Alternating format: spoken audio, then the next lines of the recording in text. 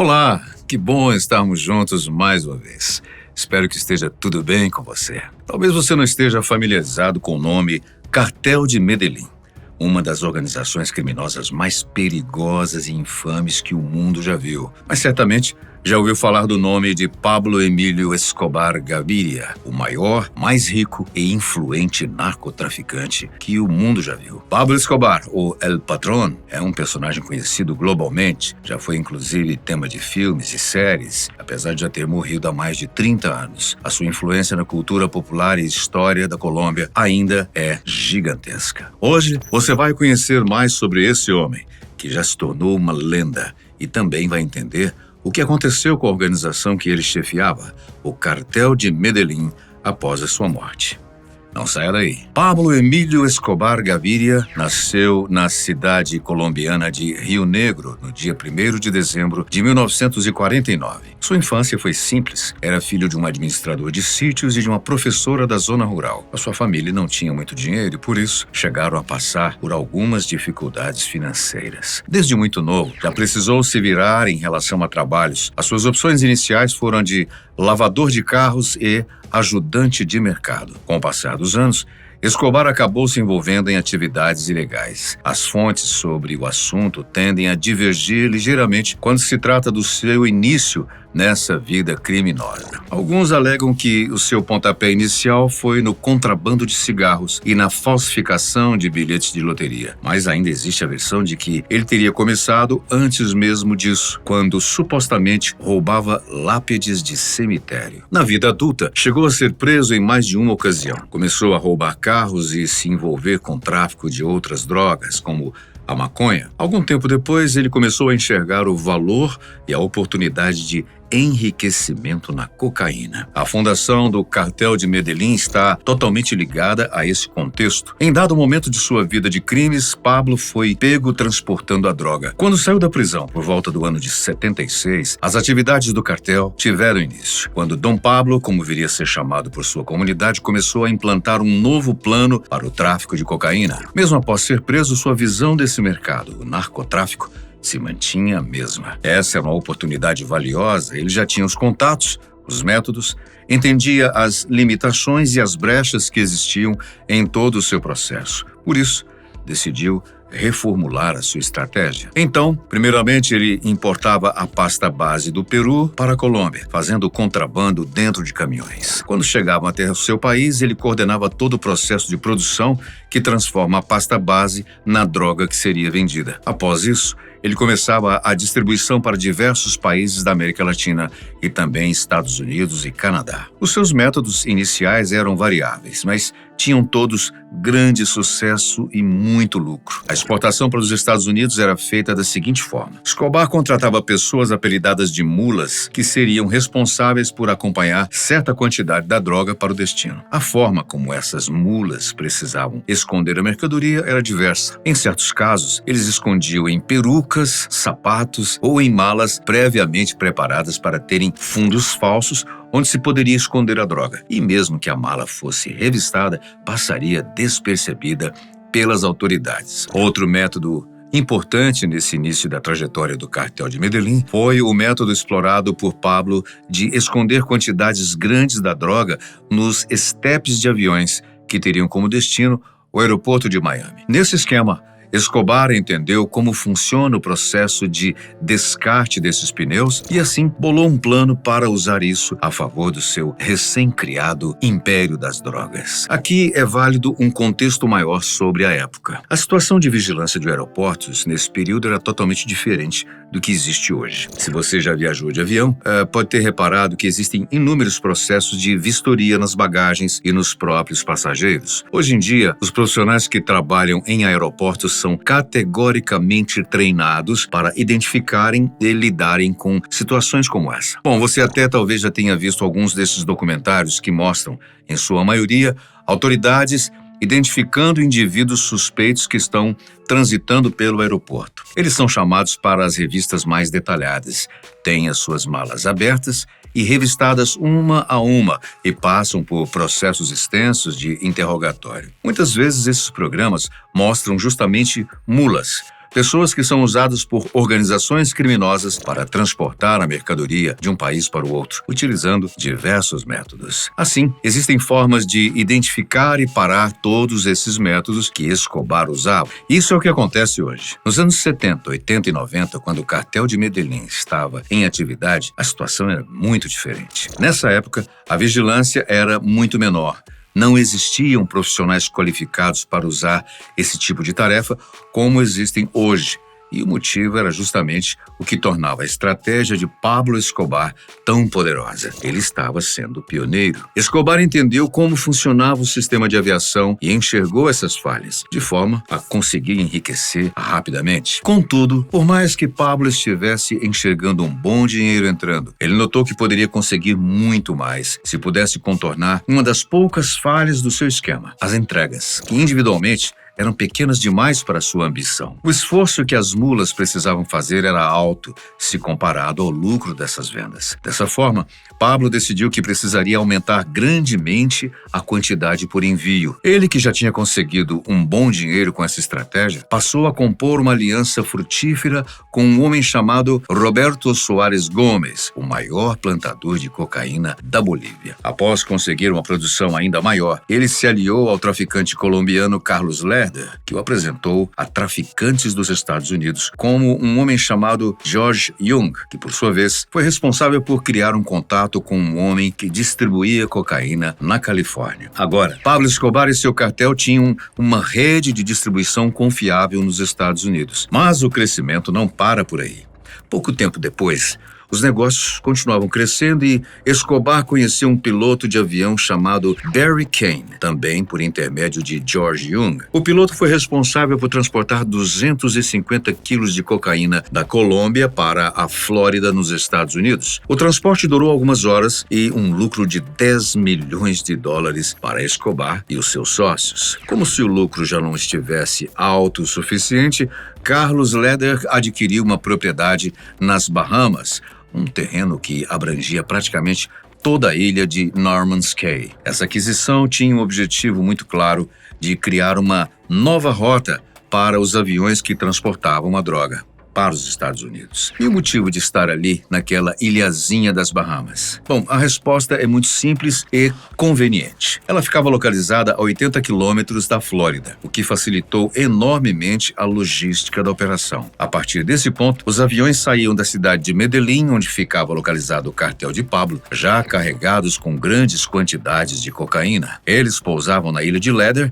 abasteciam e voavam até a Flórida, onde soltavam os carregamentos em uma região pantanosa chamada Everglades, sem precisar pousar, e retornavam para a ilha. A droga era recolhida por homens contratados pelo cartel, que a transportavam para Miami usando lanchas. Após isso, a droga passava a ser distribuída por todo o país a traficantes de confiança, que integravam suas próprias organizações e prestavam serviços ao cartel de Medellín. A situação do cartel começa a enfrentar os primeiros problemas quando, em 78, um confronto entre traficantes de cocaína levou à morte mais de 100 pessoas em Miami. As autoridades dos Estados Unidos da América já não tinham mais opção senão iniciar um combate público ao tráfico de drogas, em especial ao de cocaína. A figura central desse cenário era o próprio cartel, liderado por Escobar. Os Estados Unidos então passam a pressionar as autoridades e o governo colombiano. A pressão teve um certo efeito. Agora era autorizada a derrubada de aviões identificados como fazendo parte de todo o esquema do narcotráfico. E também indivíduos que fossem pegos estando associados ao crime organizado ou em atividades criminosas do cartel de Medellín, que poderiam ser extraditados. Bom, mas contudo, mesmo com essas medidas, esse era o auge do narcotráfico.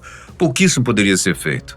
E essas medidas se mostraram ineficazes. A organização criminosa de Pablo e seus sócios cresceu a níveis nunca antes vistos pelas autoridades. Durante os anos 80, a distribuição de Escobar era responsável por suprir cerca de 80% da cocaína de diversos países que atuavam. Em certo momento, 15 toneladas da droga chegavam aos Estados Unidos por dia. Tudo isso sob o controle de Pablo Escobar e o seu cartel. Esses números impressionantes passaram a refletir proporcionalmente na fortuna de Escobar, é claro. claro que por muitos anos foi uma das pessoas mais ricas do mundo. Em 89, ele foi considerado pela revista Forbes como o 7º homem mais rico de todo o planeta. Durante o auge da presença do cartel de Medellín nos Estados Unidos, a organização criminosa faturava cerca de 430 milhões de dólares por semana, o que resultava em mais de 22 bilhões de dólares por ano. Sua fortuna pessoal chegou a mais de 30 bi de dólares. Era tanto, mas tanto dinheiro que não era possível lavar toda essa quantia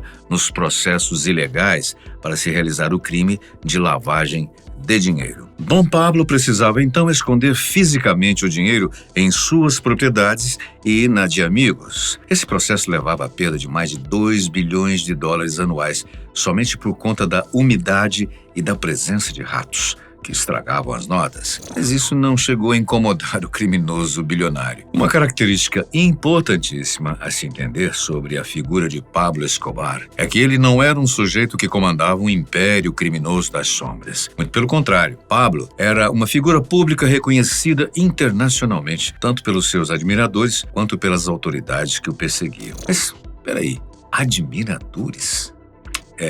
Pablo Escobar, ao longo do seu império, construiu uma comunidade de apoiadores e fãs, principalmente na sua cidade. Não bastava ser um dos homens mais ricos e poderosos do mundo. Pablo Escobar queria ser famoso e, acima disso, queria ser amado. Ele passou a se envolver em centenas de projetos sociais, talvez motivado pela própria trajetória, a pobreza que enfrentou em sua infância, ou, às vezes, simplesmente pelo desejo egoísta de ser amado por uma população. Pablo usou sua fortuna para construir moradias. Construiu todo um bairro planejado para pessoas que viviam num lixão. Ergueu igrejas, incentivou o esporte, construindo diversos campos de futebol, distribuiu dinheiro à torta e à direita em diversos eventos, incentivou o cuidado com o meio ambiente, a atenção médica para pessoas marginalizadas e, de fato, mesmo com o dinheiro vindo de crimes horríveis, fez diferença em meio à sua comunidade. Em certo momento, ele se ofereceu para pagar a dívida externa da Colômbia, olha só. Pablo também tinha uma propriedade particular chamada Fazenda Nápoles. Agora, preste atenção, pois a descrição dessa propriedade é impressionante. Ela tinha o tamanho de 3.000 campos de futebol. Ela tinha dezenas de automóveis à disposição, piscinas, lagos artificiais, estábulos, um posto de gasolina, heliportos, pistas de pouso para aviões, um zoológico aberto com milhares de animais. Elefantes, girafas, cangurus, zebras, leões, gazelas, tigres, avestruzes, uma arara azul contrabandeada do Brasil e, principalmente, hipopótamos. Esses últimos animais têm um desfecho muito interessante no final dessa história. Fique ligado. Na casa principal da propriedade, a régua se mantinha alta. Sala de TV para dezenas de pessoas. Um salão de jantar gigantesco que comportava 60 pessoas com tranquilidade. Salão de jogos, geladeiras gigantescas e milhares de funcionários para administrar e servir tudo isso com tranquilidade. Em certo momento, Pablo liberou a entrada gratuita dos visitantes para o zoológico, mesmo aquela propriedade sendo a base de operações do cartel de Medellín, a organização criminosa mais perigosa do mundo na época. Com uma fortuna gigantesca como essa, Pablo se tornou uma pessoa extremamente extravagante e nada discreto.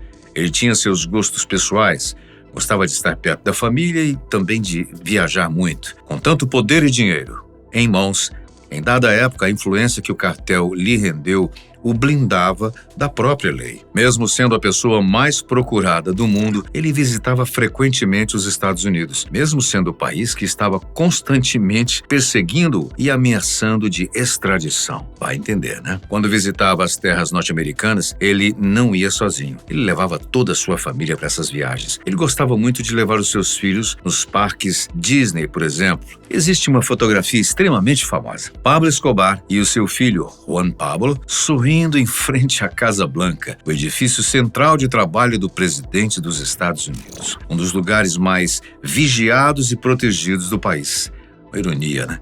Ele estava lá, literalmente, rindo da situação. A situação de Pablo e seus sócios do cartel só começou a mudar com as novas ameaças de extradição que surgiram para ele e para o líder do cartel de Cali, o principal rival da organização de Escobar. Essa ameaça levou a reações extremas dos narcotraficantes. Diversos atentados começaram a surgir em diversas cidades da Colômbia. Escobar ordenou que vários locais importantes fossem bombardeados, causando diversas mortes nesse processo. Um dos locais bombardeados foi o Departamento Administrativo da Segurança Pública de Bogotá. As explosões mataram 70 pessoas. No ano seguinte a esse atentado, 3 candidatos à presidência da Colômbia foram assassinados a mando de Escobar. Toda essa destruição ordenada por ele não fez bem à imagem que tinha construído dentro e fora do país. É claro, tudo tem o seu limite. As consequências pesaram sobre ele. Em 1991, uma nova lei foi declarada na Colômbia. Cidadãos colombianos não poderiam mais ser extraditados. Essa era a melhor oportunidade para Pablo se safar da perseguição dos Estados Unidos. Ele então decidiu se entregar, com a condição de que fosse preso num complexo construído por ele mesmo. E assim foi feito. Pablo inaugurou a sua própria prisão particular, La Catedral,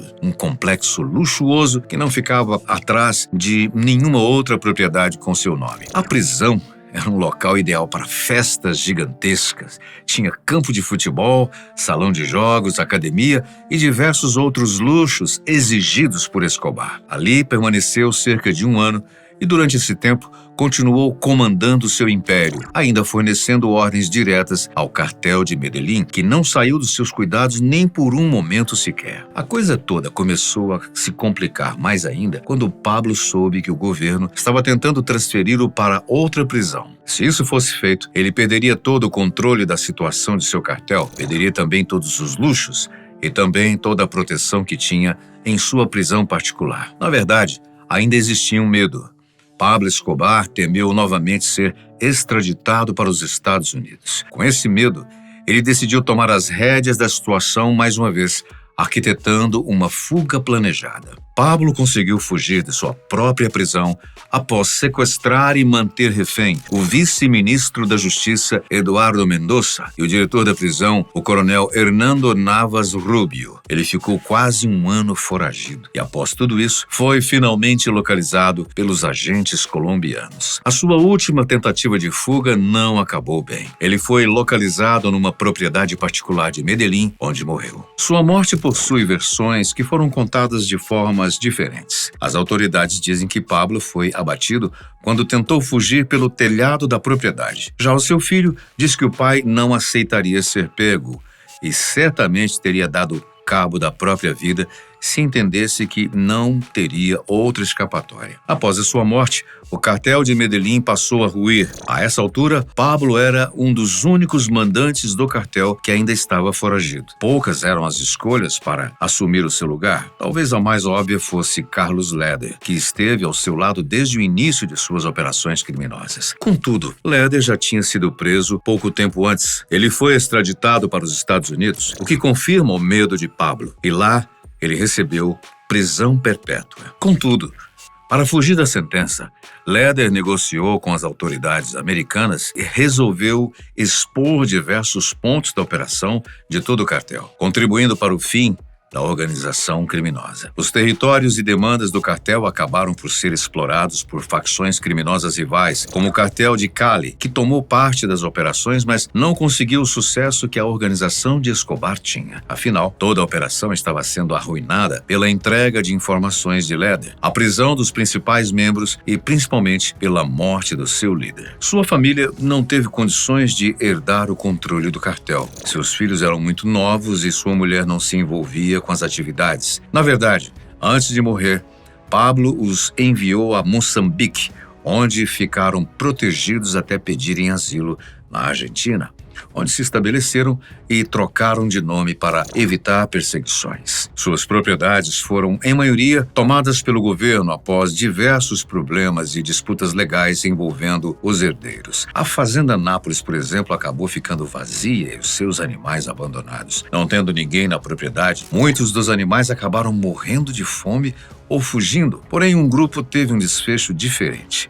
os hipopótamos. Esses animais fugiram da propriedade e se estabeleceram num lago ali perto. 4 animais foram levados à propriedade por Pablo, mas hoje já são 120 hipopótamos. Esses animais acabaram por se tornar um problema ambiental grave na região, pois a reprodução descontrolada causou desequilíbrios no ecossistema. Até hoje se estuda o que pode ser feito em relação a eles. A propriedade passa por uma extensa briga judicial com a família de Escobar. Depois de tudo resolvido, a gigantesca área da fazenda passou a pertencer ao governo e foi arrendada por uma empresa privada que hoje administra um complexo de entretenimento, abrigando hotéis, museus, parques aquáticos, um zoológico e até um safari. Hoje qualquer um pode visitar a Hacienda Nápoles. E você?